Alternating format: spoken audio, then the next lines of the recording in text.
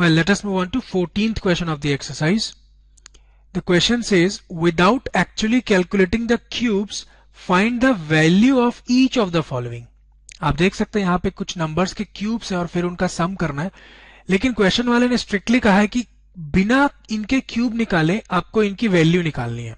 तो क्या कर सकते हैं, देखिए फर्स्ट सेक्शन आपके पास -12 whole cube plus 7 whole cube plus 5 whole cube, इसकी वैल्यू फाइंड आउट करनी है but without calculating the cubes.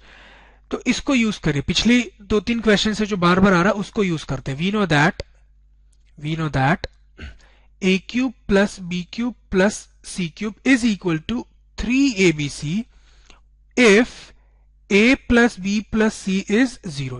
कभी भी a plus b plus c अगर 0 हो तो आप इस आइडेंटिटी को यूज कर सकते हैं.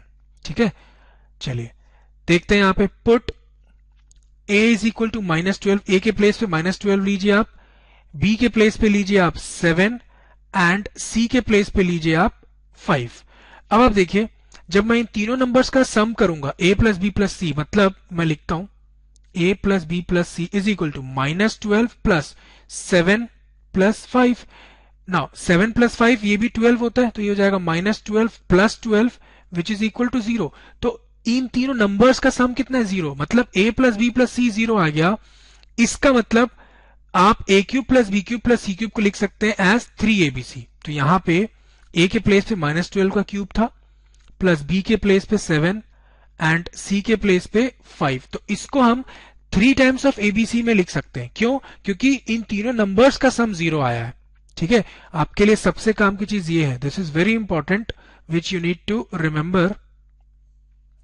ठीक है, डिफिकल्ट क्वेश्चंस में ये काम आएगा, याद रखिएगा. तो मैं इसको लिख सकता हूं 3 times of abc. a is -12 है, into b is 7 into c is 5. अब आप इनका प्रोडक्ट निकाल लीजिए.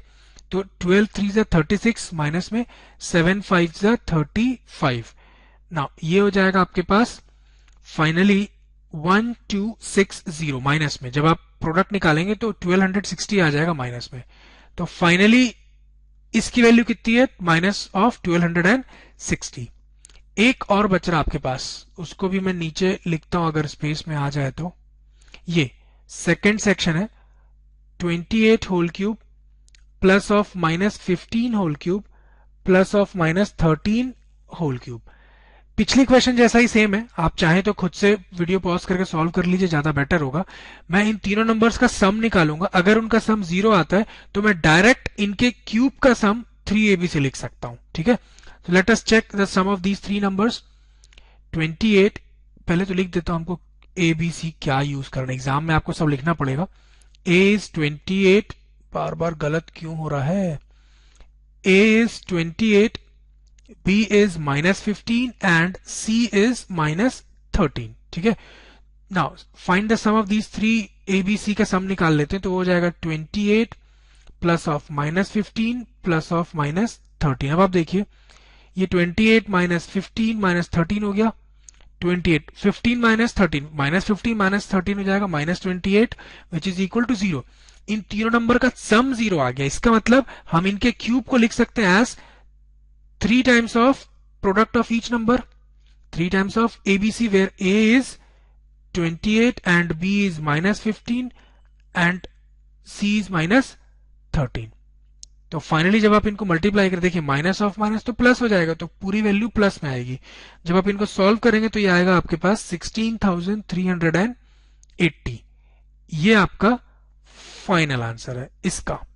ठीक है, तो हमने किसी भी नंबर का क्यूब डायरेक्टली निकाला नहीं है, पर हमको उनके क्यूब्स के सम का वैल्यू हमको मिल गया है. हमने इसको यूज कर लिया. अगर तीनों नंबर का सम 0 है, if the sum of all the 3 numbers is 0, तो उनके क्यूब्स का जो सम है वो direct 3 times of product of each number हो जाएगा. ठीक है, चलिए this completes our solution. Let us move on to second last question of the exercise.